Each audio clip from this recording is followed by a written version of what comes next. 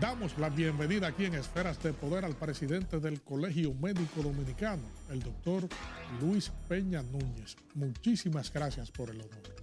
Gracias, Federico Méndez. Para mí es un honor estar hoy domingo aquí en este majestuoso programa que se transmite a través de la magia de la televisión y de este canal exclusivo, ¿no?, que nos gusta a nosotros los dominicanos. Sí, fíjese, doctor, usted tiene el liderazgo del Colegio Médico Dominicano y han venido librando una serie de batallas, reivindicaciones y haciendo algunas acciones a favor de los médicos dominicanos. Quisiéramos saber cómo inicia el 26 para los médicos dominicanos en términos de las conquistas que han tenido y de los trabajos que vienen en el porvenir. Sí, yo pienso que iniciamos un año muy bien, con muy buen pie. Ciertas situaciones internas, sin embargo, ya se han ido subsanando, y para los médicos anunciar que ya más del 95% de los médicos recibieron en esta semana el aumento salarial. Hay algunas discrepancias mínimas que se están corrigiendo, pero empezamos con buen pie. Ahora faltan muchas cosas, algunas otras, vamos a decir así.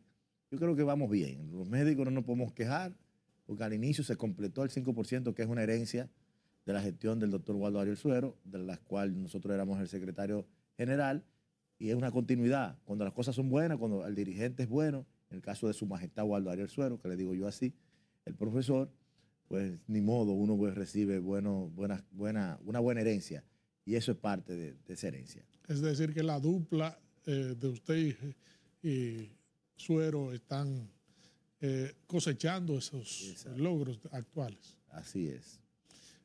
Ese 95% que usted dice de cumplimiento, ¿cómo ha sido, en qué consiste y cuál es el impacto? Bueno, cuando digo 95%, porque para un margen de error, porque no es una exactitud, hay algunos médicos que todavía no había, como dice la gente, no le habían caído su sueldo, o algunos habían cierta discrepancia, que no le pusieron un aumento, que le quitaron esto. Entonces vamos a englobarlo en ese menor de un 5%, pero después todo ha sido bien, han sido pequeñas cosas. Claro, cuando son pequeñas cosas, para cuando a alguien le quita algo de su sueldo, es una gran cosa, pero cuando hablamos en términos cuánticos de todos los que deben de recibir, las discrepancias han sido mínimas y se están subsanando. ¿Cuál es el tope entonces salarial que se coloca en este cumplimiento para los médicos? Sí, hay dos topes salariales básicos del sueldo base, ¿no? Sueldo base de un médico general ondea los 83,000 pesos, y de un especialista los 88,000 pesos. De ahí se le hacen los que tienen incentivos. Entonces, diversos incentivos se ascienden. Por ejemplo, si son incentivos por distancia, van desde un 15% hasta un 30%, dependiendo de la distancia. Ya eso se les suma al sueldo. Los incentivos por antigüedad van desde un 15% en adelante, por año. 15 años, 15%, 20 años, 20%, 25%, así sucesivamente.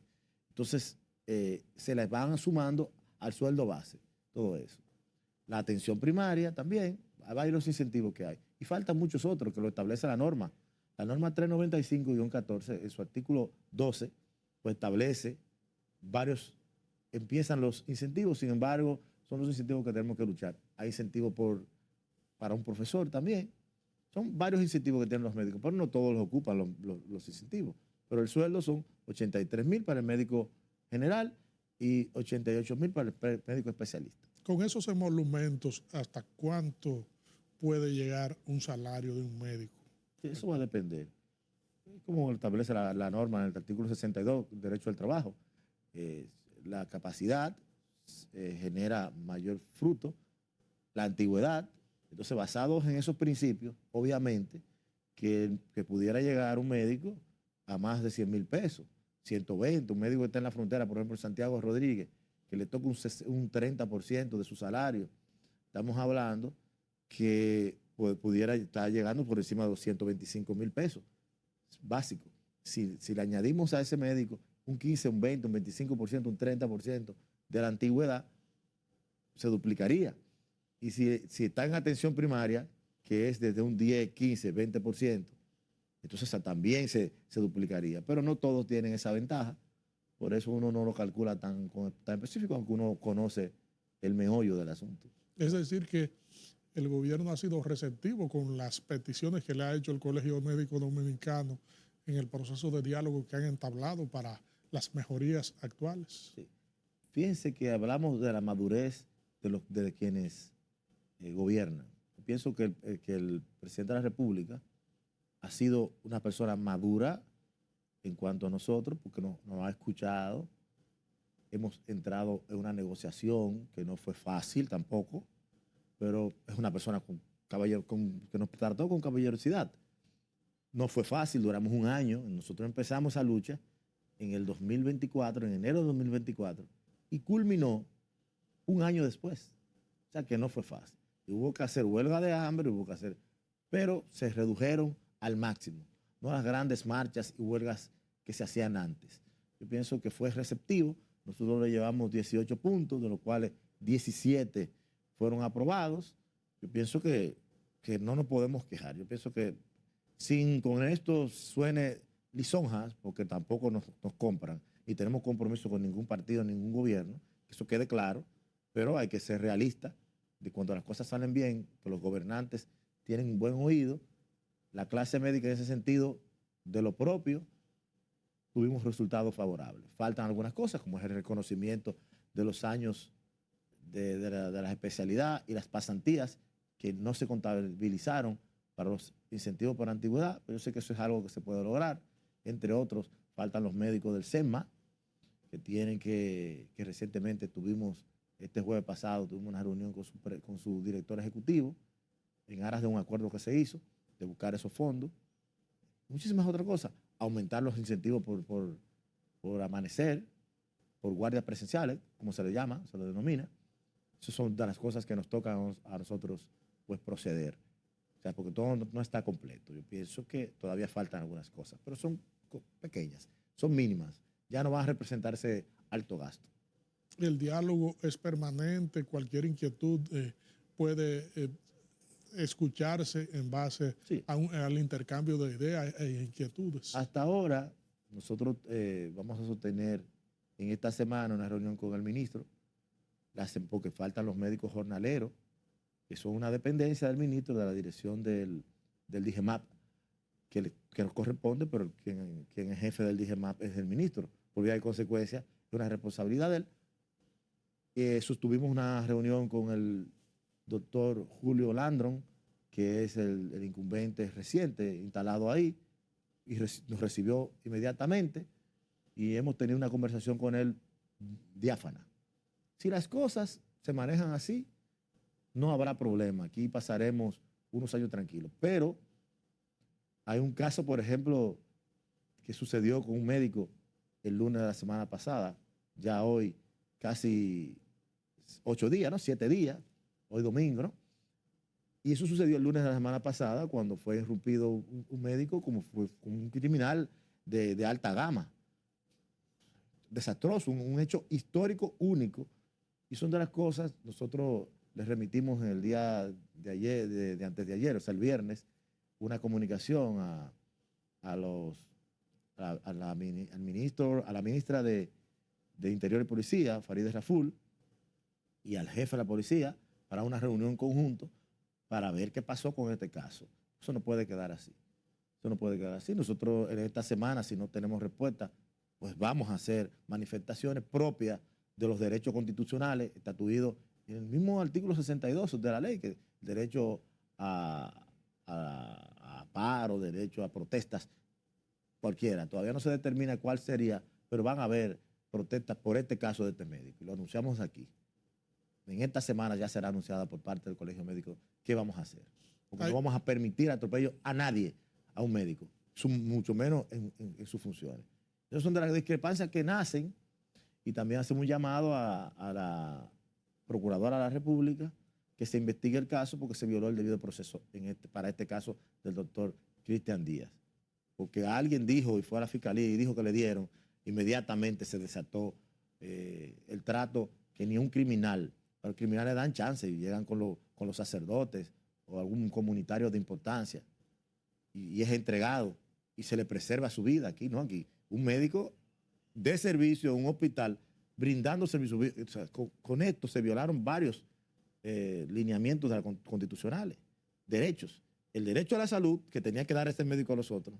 El derecho a la intimidad, porque irrumpieron una parte íntima sin una orden judicial, mucho menos. Y el derecho al debido proceso. O sea, es una de las cosas que nosotros estaremos pendientes y no nos vamos a quedar tranquilos. Que se sepan las autoridades que no nos vamos a quedar tranquilos con esto. Nosotros queremos respuesta, tanto del Ministerio de Interior y Policía como de la Procuraduría General de la República, doña Jenny, y la ministra de Interior y Policía. Aparte de este caso, ¿tiene registrado otros incidentes a nivel de los servicios que ofrecen médicos en distintos centros? Siempre la inseguridad ha sido un problema latente. Se arregla por 2 días y después se desaparecen. Y cuando usted ve la nómina, aparece mucha seguridad ahí. O sea que no sé qué pasa. Debe de revisarse.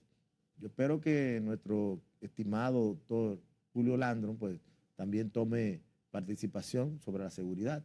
Aunque en este caso 12 policías irrumpieron una emergencia, imagínese usted.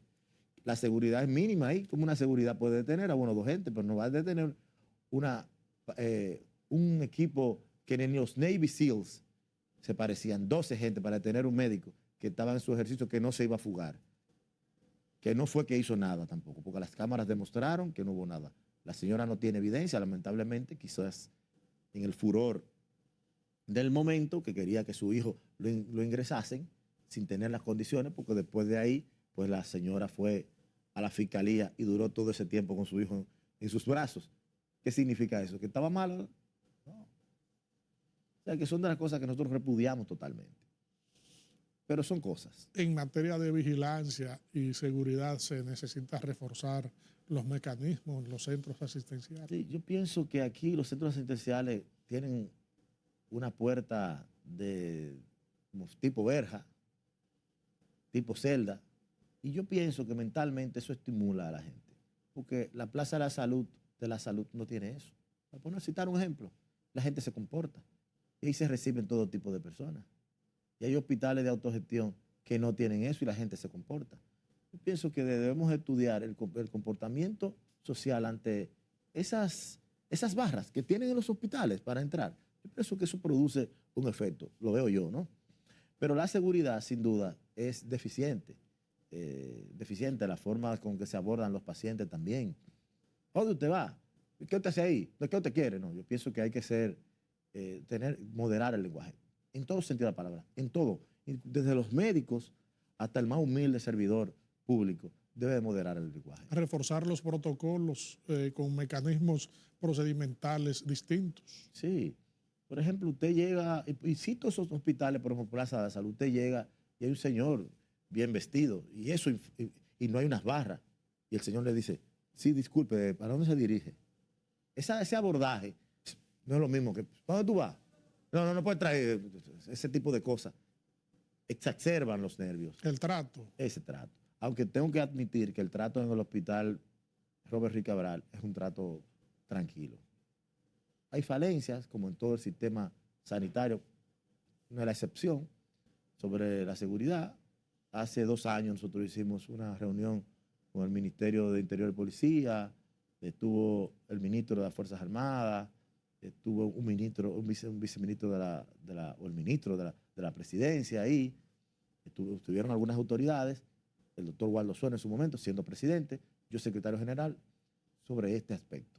Se ha denunciado muchas veces, pero se regula un poco, se pone regular y luego se convierte en deficiente. Nunca ha sido bueno, excepto en esos hospitales. Entonces hay que ver por qué funcionan esos hospitales y en estos no funcionan.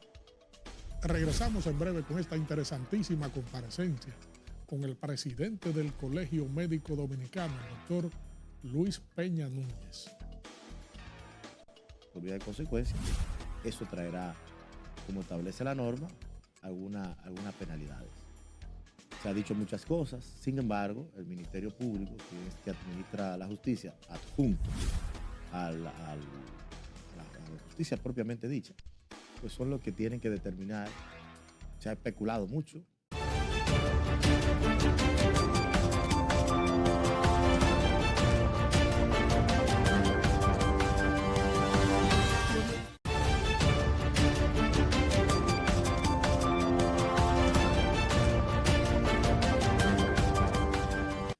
Estamos conversando aquí en Esferas de Poder con el presidente del Colegio Médico Dominicano, el doctor Luis Peña Núñez.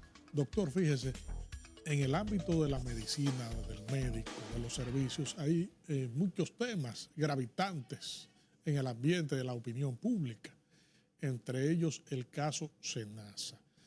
¿Qué tiene que decir el Colegio Médico acerca de esta situación y cuáles entiende son los métodos, las perspectivas y el desenlace que debe tener este caso?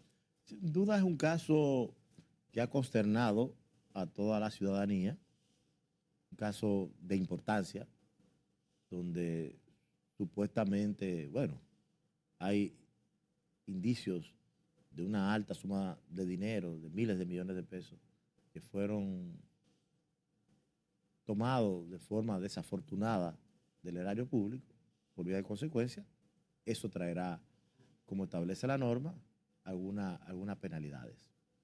Se ha dicho muchas cosas, sin embargo, el Ministerio Público, que es que administra la justicia, adjunto a la justicia propiamente dicha, pues son los que tienen que determinar. Se ha especulado mucho, se ha dicho que hay muchos médicos, sin embargo, no se ha presentado todavía, entonces nosotros no podemos acelerarnos, porque yo pienso que sería un ejercicio desfavorable. Hay personas que entienden que uno tiene que montarse una ola, no, tiene que ser objetivo. Y en ese objetivo hay que esperar que la justicia determine los casos, sabiendo que nosotros tampoco vamos a apañar ninguna inconducta violatoria de ningún médico, en el sentido de que si un médico violó, pues obviamente tiene que cargar su pena, porque es usted quien violó. Eso no lleva a otros más, no arrastra a nadie más, a usted como médico, y usted tiene que cumplir las condenas pertinentes si se declara culpable. Porque hasta ahora todos los que están ahí son inocentes, porque no han sido juzgados, tienen prisión preventiva. Y una prisión preventiva que es privativa o una condena anticipada, como muchos juristas emiten, y yo lo entiendo que es igual, una condena anticipada porque usted puede salir libre de ahí, pero ya pasó unos cuantos meses como una medida de prevención, que yo no estoy de acuerdo con esas medidas tan drásticas muchas veces, no en este caso de Senasa, sino en sentido general. Muchas veces le privan con prisión preventiva y si usted no ha hecho nada. Cuando viene a ver, usted le ponen 1 mes, 2 meses de prisión preventiva y usted es inocente, pero ¿quién me devuelve esos meses? De todos modos, la justicia es la encargada de administrar esos procesos y nosotros estamos a la espera de ver qué sucede, igual que todos los dominicanos. Es lo que podemos decir. El Colegio Médico tiene esa posición. Esperar que la justicia determine y que los implicados, en el caso si son médicos, pues la justicia dictaminará sus faltas. Y nosotros de este lado, como observadores y buenos defensores del debido proceso, pues que la justicia haga lo propio en estos casos. En caso de determinarse alguna participación de un médico, el colegio médico podría o tiene la posibilidad de también entablar algún mecanismo disciplinario en ese sentido. Sí, claro. Es un organismo que no lo dirige el presidente ni siquiera, que no determina eso el presidente del colegio médico ni su junta. A lo interno hay procedimientos y claro que sí, pudiera darse esos procedimientos, pero ya esos procedimientos no es competencia del presidente del colegio médico ni de la junta, es competencia propia de un tribunal que se llama Tribunal Disciplinario, que consta de 6 miembros. Tal y como usted ha dicho, hay una investigación en curso que habrá de determinar la vinculación de cualquier actor que se mencione dentro del proceso. Durante lo que ha aflorado en el debate público, a nivel de la opinión pública, de la cotización y cobro de servicios no prestados, ¿eso puede tener alguna implicación legal? Claro que debe de tenerla. Ahora, aquí se ha tergiversado muchas cosas. Hay gente que dice, un papá Nicolau, un hombre. Bueno, lo que pasa es que, y se ven así, pero eh, no existe un papá Nicolau per se. Ahora sí, el mismo instrumento que se utiliza cuando uno va a hacer un papá Nicolau, se utiliza cuando uno va a hacer a nivel anal, se utilizan los mismos métodos. Quizás no, porque hay cosas que no aparecen en los catálogos. Y muchas veces el médico no aparece en el catálogo. Por ejemplo, una biopsia de colon no aparece en el catálogo. Una biopsia de recto no aparece en el catálogo. Entonces tú tienes que poner algo similar para que se haga el proceso. Entonces, por eso yo digo que es complejo. Y uno, desde de repente, alzarse con emitir juicios sobre esos procesos sin tener las documentaciones, porque yo no tengo las documentaciones del primer médico, aparte de lo ya implicado. Entonces, no podemos hablar de procesos que desconocemos. ¿Le gusta a la gente o no le guste? No puedo hablar de cosas que no sé. Hay médicos implicados. ¿Que hay 2.000 médicos implicados? Lo dudo. Lo dudo. Para una criminalidad, 2.000 médicos, pues eso no lo aguanta nadie. Y que más de 1.500, 2.000 médicos. No, eso son especulaciones. Habrá que ver el proceso. Y eso lo tiene el Ministerio Público. Nosotros no manejamos un médico de eso. No se ha señalado uno. ¿Que investigarán médicos? Lo más probable. ¿Que investigarán abogados? También. ¿Que investigarán contadores? También. ¿Que investigarán fiscales? También. Jueces, también. Porque tampoco se puede señalar médicos solamente. Ahí hay muchos implicados. ¿A qué se atribuye ese tan alto volumen de médicos que se habla en el caso? No, eso yo pienso que se ha dicho, pero nosotros no tenemos. Se atribuye, se habla de cobros, de procedimientos que no se realizaron. Pero eso nosotros no sabemos. Eso tiene que determinarlo, si se realizó o no se realizó. Y es lo que decía, hacían hipérbole de papá Nicolau en hombre. Sí, pero se hace toma de muestra del canal anal, del canal anal. Entonces, no puedo determinar yo desde aquí qué pasó. O sea, yo pienso que aquí la medicina es muy compleja.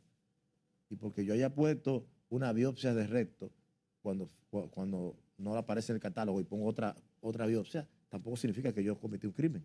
Y si yo pongo papá Nicolau, tipo papá Nicolau, tampoco no es un crimen.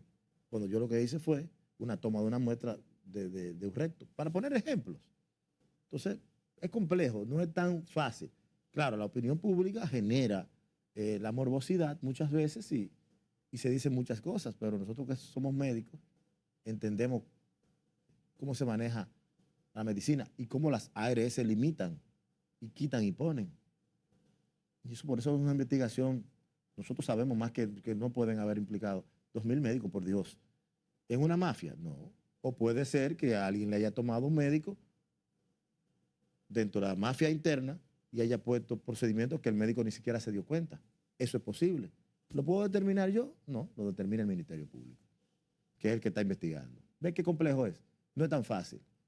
Pero si uno se monta una ola de decir y de hacer cosas, bueno, no somos la persona de dar declaraciones sin los sustentos debidos.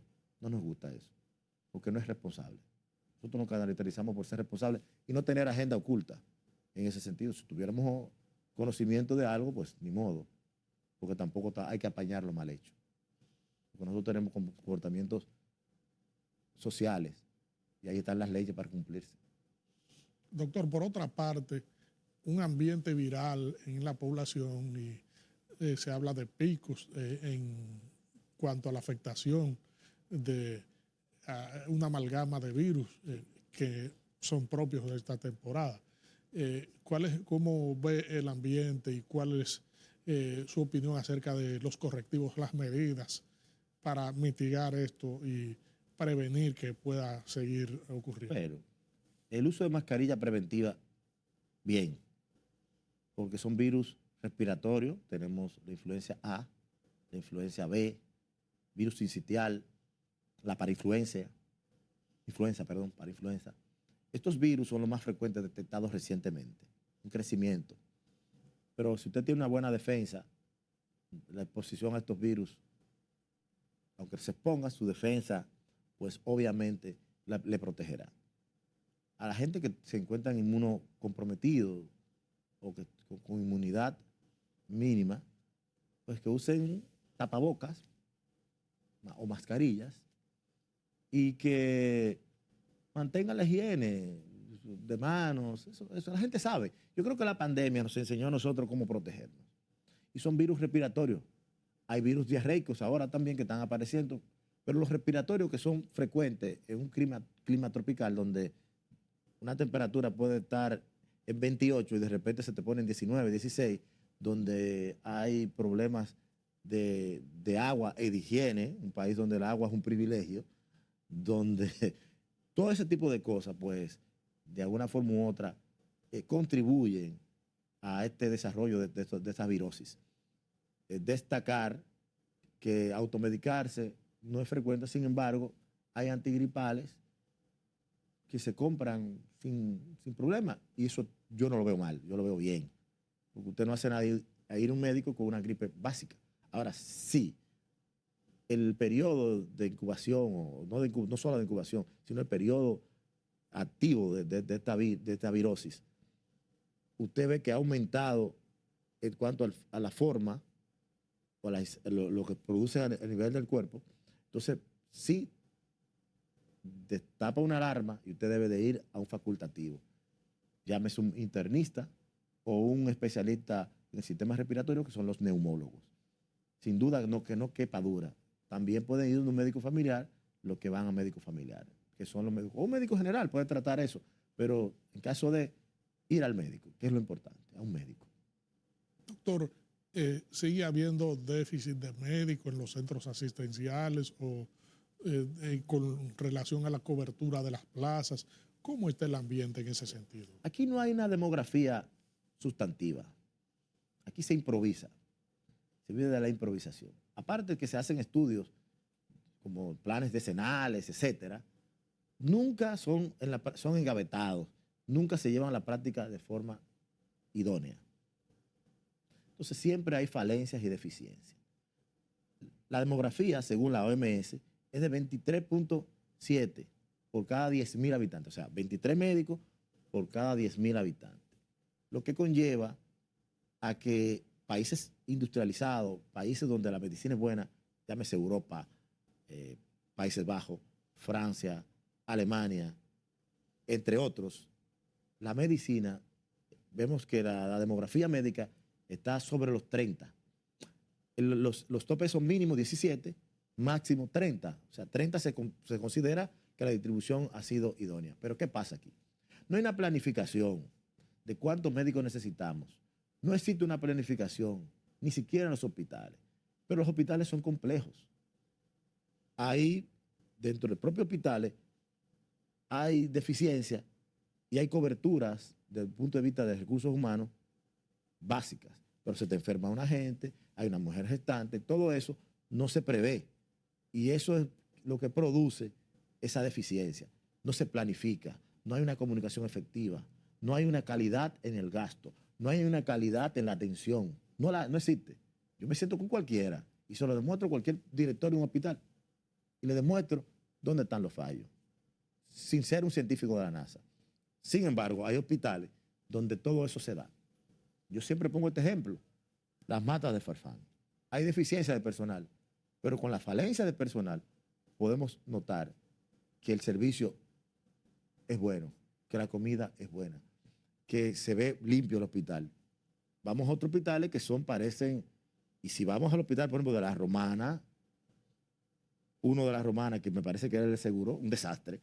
Si vamos a un hospital de Atomayor, después de Atomayor, camino, se me olvidó el lugar ahora. Ese hospital hay que intervenirlo. Y así muchísimos otros. ¿Se han hecho grandes obras este gobierno? Claro que sí. Pero hay hospitales que hace falta una supervisión. Y a veces lo que hace falta es agua. Agua. La higiene es agua, ¿eh? Higiene comienza con agua, con limpieza, barrer.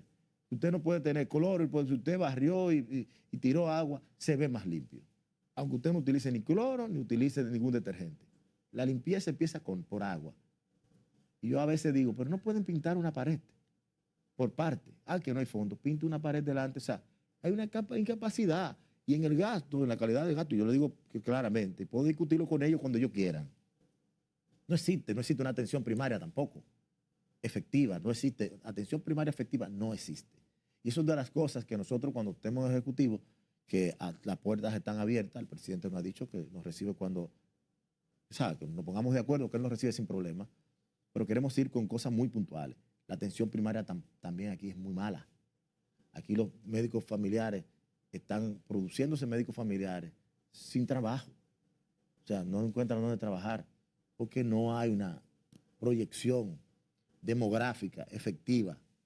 Y quienes ponen ahí tampoco tienen capacidad, muchos de ellos, muchos son muy buenos. Y hablé de ese hospital, también puedo hablar de la Yara Lora, de Reinaldo Almanzar, del hospital materno pediátrico Hugo Mendoza, del Tolentino DIP, de Secanot. Funcionan esos hospitales. Y otros que he ido también, que están en excelentes condiciones y se da un buen servicio. Subcentros de salud que están muy bien, que a lo largo durante la campaña pudimos visitarlo y vemos que están como una tacita de cristal. O sea, ¿qué dice eso? Que el gerente, que se puede. Aquí se compran medicamentos que no son necesarios. Aquí se compra oxígeno, como el caso del Hospital Vinicio Calventi, donde hay una máquina de oxígeno dañada hace muchos años por los 300,000 pesos que produce oxígeno y se prefiere pagar 2 millones de pesos, más de 2 millones de pesos mensuales. ¿Usted sabe por qué la razón? ¿Ustedes saben por qué? Que investiguen. Porque Usted sabe por qué. Piense por qué es. Una máquina que se arregla con 300, ponga con medio millón de pesos, y yo prefiero comprar 2 millones de pesos. ¿Por qué? Dejo la pregunta ahí. ¿Por qué? Eso es el Calventi. ¿Por qué pasa eso? Y se quedan ciegos, porque no hay una supervisión. Se compran equipos que son incompatibles con los sistemas de comunicación, NTSC, PAL. Aunque ya los equipos modernos, la compatibilidad se hace plug and play, pero hay equipos que no son compatibles y se compran. ¿Por qué se compran? ¿Quién supervisa eso? Este país de búsqueda, que hay búsqueda. Yo no estoy diciendo que están robando nada, ¿no? Pues yo soy Ministerio Público. Pero este país se acostumbra a eso y cosas buenas la desarman, la quitan y después las cosas buenas que compraron no hace mucho tiempo, nadie sabe dónde están. Todo eso pasa y ¿quién lo supervisa? Eso no pasa solamente en este gobierno, en todos, ¿eh? En todos. Y este no escapa de eso. Doctor, lamentamos que el tiempo haya terminado. Tendremos que cursarle otra invitación para debatir temas desde el ámbito de la objetividad con un líder del gremio médico como usted. Esferas de Poder siempre será un canal abierto. Pues gracias a usted, Federico, y a toda nuestra, porque es mía también, de Esfera del Poder. Gracias por permitirnos estar aquí a través de la magia de la tecnología. Muchas gracias. Gracias a ustedes, amigos televidentes, por habernos acompañado en esta interesantísima comparecencia con el presidente del Colegio Médico Dominicano, el doctor Luis Peña Núñez. Proseguimos con nuestro contenido.